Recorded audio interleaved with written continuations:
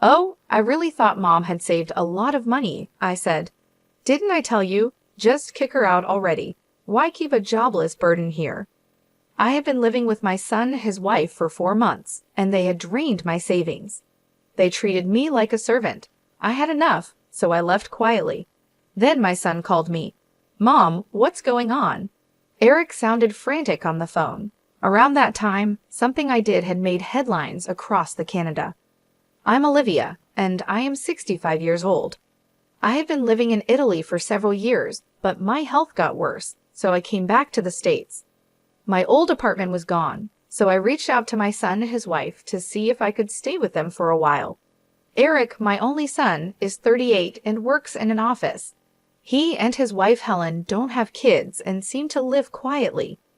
We lost touch while I was away, but I decided to reconnect. Eric seemed glad to hear from me. I explained my situation and asked if I could stay for a while. Eric reluctantly agreed. It was awkward to impose on them, but the joy of seeing my family again overcame my hesitations. With a mix of nervousness and happiness, I took a taxi from the airport to their house. When I arrived, Eric and Helen greeted me at the entrance. Eric looked happy, but Helen was visibly unhappy. I planned to stay for a few months, and my belongings would be delivered later. I dropped off my carry-on bag and went to the living room. We chatted about our daily lives and jobs, as well as my recent life in Italy. When Eric asked why I had moved to Italy, I just said, I'm getting old and wanted to enjoy the Italian countryside. Eric laughed, but Helen remained unhappy. Then we discussed my health issues. I've been having severe dizziness and was told it might be Meniere's disease. When a seizure occurs, people may be unable to stand because their surroundings are spinning and they may feel nauseous. I feel insecure living alone, so I wanted to stay with them until my condition stabilizes. I went back to the entrance to grab my things from my carry-on. As I was organizing my stuff in the hallway, I overheard Eric and Helen talking. Eric, are you serious about letting Olivia stay? I don't want to live with an old woman. Come on, she's my mom. You also work part-time, so you won't always be around. Yeah, but what about our days off? How long is she planning to stay? I want her gone. Don't talk like that. Mom will leave eventually. We can discuss finances tomorrow. Just keep it down. She might hear you. She can't hear us. Old age doesn't bring sharp ears for insults. There I was, eavesdropping on their conversation in the cold hallway. I felt bad for imposing on Eric and his wife so suddenly. I'm sure it's a big inconvenience for them, but I'm really happy to be spending time with Eric and his wife after all these years apart. When Eric was young, I raised him as a single mom after losing my husband. We didn't have much, and Eric had his share of hardships dealing with illness and all. This isn't making up for that, but I wanted to come here to share my apologies and gratitude. That's why I came to this house. It's a shame I'm not welcomed, but they've got their own lives to live. I went to the guest room they gave me, trying to calm my anxious heart. The next morning, Eric left for work, and it was just Helen and me. While I was doing some crafting in the living room, Helen stood before me. Hey Olivia, can you not make such a mess? I looked around and noticed fabric scraps and threads scattered about. Oh, I'm sorry. I'll clean it up. Do you know what this is? I showed her the small pouch I was sewing. It had a little green turtle design on it. This is a turtle pouch. I love turtles, so I make little turtle-themed crafts. It even has a zipper on its shell too. That's nice, but Olivia, you can't just hang around here all day. Helen cut me off, clearly uninterested. At least go somewhere else when I'm off from my part-time job. You're in the way. But I get dizzy if I go outside too much. I'll drive you to the nearby community center to stay there during the day. I have things to do at home, Helen said firmly. Also, help with the chores while you're here. It's the least you can do since we're letting you stay. Don't do crafts, do some cleaning and laundry. I was stunned. I finally said, all right then, and slowly got up. From then on, I ended up doing all the housework. Even though I was dizzy and sore, I took on the chores. Helen and Eric treated me like a housekeeper. Helen seemed addicted to social media, always on her phone. It looked like she hadn't been keeping up with the housework before I came. That night, Eric came home and asked, "Mom, did you bring your bank card?" He smiled as he talked to me. "I don't mind you living with us, but life costs money. Could you chip in?" I looked at Eric over my reading glasses, nodded, and stood up. I pulled the bank card from my handmade pouch and handed it to him. He checked it quickly, and his face tightened. "Wait, Mom, is this all you have saved? Any other accounts?" "That's all I have. I don't need much at my age. No chronic illnesses or anything," I said, smiling. As the conversation continued, Eric's expression darkened. "Man, this is not enough money, not even $20,000. You said you were living large abroad, so I assumed." Eric kept pestering me, asking if I had any more money. When I said no, he sighed and slumped his shoulders. "Fine, I'll hang on to this cash for now. I'm doing you a favor letting you live here, so this is the least you could do." After getting my account password, Eric grabbed my bank and debit cards and left the room. That night, lying in bed, I could hear Eric through the wall that separated our rooms. Oh, this is a letdown. I totally thought Mom was loaded. Our household is actually in the red. Shouldn't have said she could stay. See, I told you. Kick her out already. That jobless moocher brings us no benefits whatsoever. The two of them seemed confident I couldn't hear, talking freely in the next room. Or maybe they wanted me to hear them. In my cold bed, I held back tears of loneliness and sorrow. The next day, Helen had a day off, so she drove me to the local community center. I opened my cargo bag to continue my handiwork in the lounge area, but realized I had left the essential fabric at home. I hesitated but couldn't ask Helen to go back and get it. Fortunately, my dizziness was under control today. I knew this area, so I decided to take a walk home to get the fabric. Finally arriving, I glanced through the veranda into the house. Helen and an unfamiliar man were there. At first, I thought he was a visitor, but they seemed intimately close. I hesitated outside for a while, then turned back without entering the house. So that's why they wanted me out, so I wouldn't interrupt the affair. Back at the community center, I kept thinking about Helen and that man and decided to call someone for advice. From then on, I avoided bringing up the man and continued interacting with Eric and his wife. However, whenever I left the house, I would conspicuously place a red turtle pouch at the edge of the living room side table. 4 months had passed since I started staying with Eric's family. By this point, I had essentially become the household maid. When I was at home, I had to do endless chores, and when Helen was home, I was relegated to the community center. My savings had mostly been drained by Eric, a man with a gambling addiction who spent most of his free time on lotteries and slots. It seemed his fixation on money stemmed from the financial hardships he suffered as a child. I initially tried to intervene, but eventually gave up because mentioning it always enraged him. 4 months in, and I couldn't take it anymore. One night before a long weekend, I decided to bring up something I'd been considering. "Eric, Helen, thank you for letting me stay with you." "Eric, I know I made things hard for you when you were young by not having much money. I'm sorry for all the trouble I've caused, but I'm grateful." I pulled out a homemade turtle pouch from the table. It was green with a zipper on the shell. "This is a token of my gratitude to both of you. I hope you'll accept it."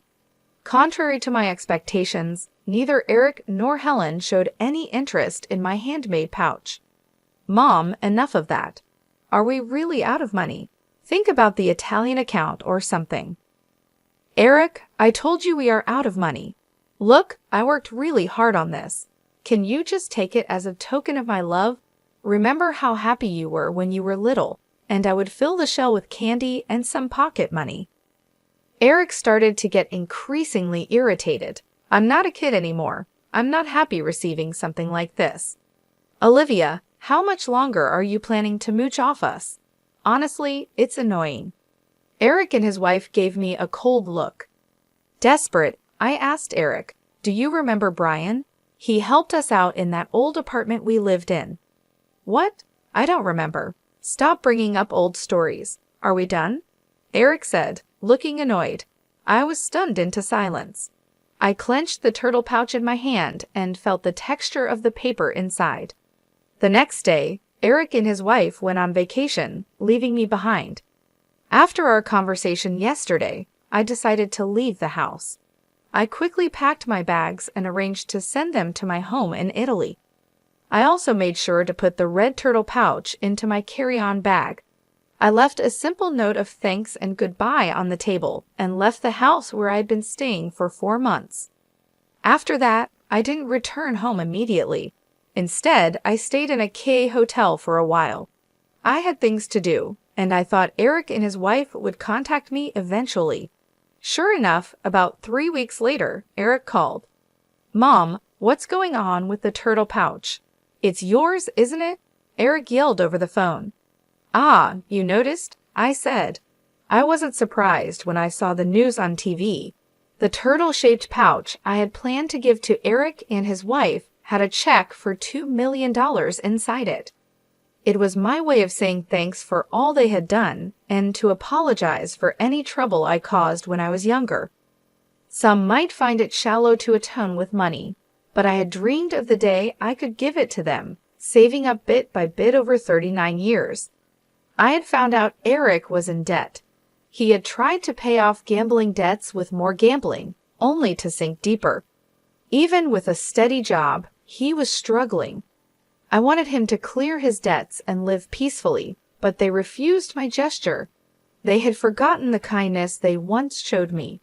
So I decided to divide the $1 million check into smaller sums and donate it to charities and welfare organizations across Canada. I placed the donations in that handmade turtle pouch and sent it anonymously. The turtle pouch became a sensation, making headlines and trending on social media. Helen saw it on social media. Isn't that the turtle pouch Mom made? So that means you were going to give us one filled with money too. Yes, exactly. That was my way of saying thank you and sorry. I had been crafting both the pouch and saving the money to give to you. Well, you could have said that. We would have taken it if you didn't want my feelings. Then you don't need my money either. Eric was yelling on the phone, completely unhinged. It's my money. How dare you deceive me? Give it back. I couldn't listen anymore and pulled the phone away from my ear. After a moment, I spoke. All right, calm down. You're giving me a headache. There's one more turtle, and if you really want it, it's yours. Eric finally settled down and reiterated his desire for the turtle. We agreed to meet later at a cafe. On that day, I took the last red turtle in an envelope to our meeting spot. Eric and his wife were already there and demanded the money before I even sat down. When I silently pulled out the red turtle, Eric snatched it immediately and unzipped its shell. Inside was not a check but a small electronic device. What the heck is this? Eric said, confused. He fiddled with the device and found a tiny button. He pressed it, and a voice began to play. Helen, standing next to Eric, immediately changed color. It was Helen's voice talking warmly with another man that wasn't Eric. What is this? Why? What's happening? Helen seemed to finally realize it was a recording of her having an affair. She tried to snatch the recorder from Eric's hand, but Eric didn't let go. While they grappled, I opened the envelope I brought and laid out several pictures on the table. These were photos of Helen cheating with another man at home. Faced with irrefutable evidence, Helen was flustered and kept saying, "Why? Why?" Eric picked up the photos one by one, examining them intently. Since I came to your house, something seemed off. A friend told me I could hire someone to find out and even offered to cover the costs. What's your problem? Why would you do this? Well, you're my son's wife. It's sad to think family is deceiving each other. You'll understand when you're older. I guess fate brought me here to discover your infidelity. Helen, have you been lying to me all along? Since when? Eric, you've got your own secrets too. If you're blaming her for cheating, you need to fess up as well. What? I've never cheated. What about your debt? Eric fell silent, and now it was Helen's turn to speak. What about you wasting all your money on gambling? I only use the money I earn, and you have your part-time job, so you should have some money. Listening to their squabble, I sighed. This couple had somehow managed to keep it together until now.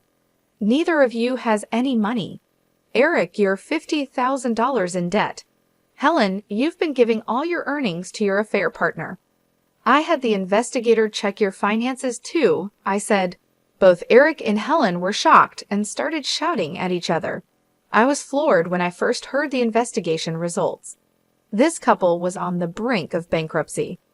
Look, we can pay back the debt if we get Mom's money. So give it to us now. I donated all the money. The only thing left is this red turtle figurine. You blew through my savings on gambling, remember? You're kidding me. All of it? Enraged, Eric lunged at me across the table. Other customers started to pay attention, and the staff hurried over. The $2 million is mine. It was supposed to be mine. Give it back. Soon, the police had to be called to restrain Eric. After the police calmed him down, they kindly escorted me back to my hotel due to my concerns about Eric's aggressive behavior. A week later, Eric and Helen's relationship had deteriorated beyond repair due to the affair and debt. They got divorced. Eric, now single, got even more consumed with gambling and acquired more debt. He was caught trying to embezzle company funds. He avoided criminal charges but was fired. To make matters worse, his outburst at the cafe was captured on video and spread on social media, making it difficult for him to find another job. Unable to bear the shame, Eric cut off all contact and disappeared. After the divorce, Helen had no one to rely on and moved into an old public housing unit, living alone. Just before I could make a donation for the turtle rescue, my online post mocking my own turtle went viral. Helen started facing harassment and stalking, which eventually spread to her part-time job and got her fired. Even the man she was having an affair with grew tired of her and left. Now, without any income, she's living on temporary assistance for needy families. After that, I returned to my home in Italy. Once I finished unpacking in my apartment, I changed into a dress with practiced ease. As I was reviewing some work documents, I heard a noise at the entrance. It seemed Brian, my cohabitant, had returned home. Hey, Madam President, welcome back. How was your trip to Canadian after so long? Brian came over with a smile, setting down his coat and bags. Brian is 69 years old. He was a resident in the same apartment complex where my son Eric and I lived years ago. I was struggling with poverty, having lost my husband and caring for a young asthmatic Eric. We had no utilities and no one to turn to. I was desperate and considered ending it all. It was Brian and his wife, our upstairs neighbors, who saved us. They were our lifeline. Please call me Olivia. I'm back, and look, I brought so many souvenirs. Wow, all my favorites. Thanks. I'll take some to the storytelling event at the community center tomorrow, Brian said, examining each of the piled-up souvenirs on the table, his face beaming. After we got back on our feet, Brian and his wife moved away for work. Years later, we bumped into each other in the city, and I began helping with a support program for the needy that Brian had founded. By then, Brian's wife had passed away, and we started working together as business and life partners. I've been leading the organization since Brian retired a few years ago. What started as a small operation by Brian and his wife has grown into a large-scale international organization over the past 32 years. Currently, we're focusing on supporting single moms in raising their children. We moved to Italy a few years ago to study their advanced support systems. Although we have become quite well known in Italy, we're still not widely recognized in Canadian. I planned to expand our activities there soon and wanted to spend time with Eric and his family as just a mom before they found out about my work. In the end, I couldn't get them to understand how I felt, but that's their choice. Even if it was for a brief moment, I was happy to spend time as a family. I am now 65 years old, but it's just 65. There's still much I want and need to do. I straightened my back in my dress and began thinking about my international speech for tomorrow.